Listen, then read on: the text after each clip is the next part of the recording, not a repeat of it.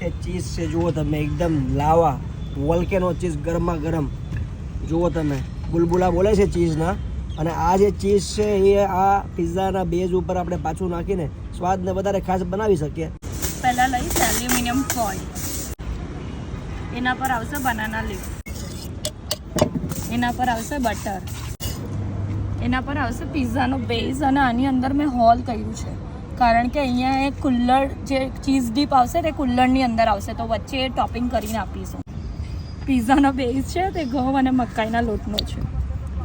મેંદો નાખીએ છીએ પણ એકદમ ઓછો. પહેલાં જશે cheese sauce, regular ketchup,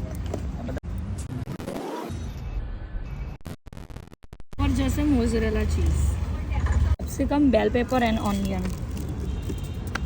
अमूलનું cheese, એના ઉપર જશે અમૂલનું મોઝરેલા ચીઝ, એમાં જશે તંદૂરી સોસ,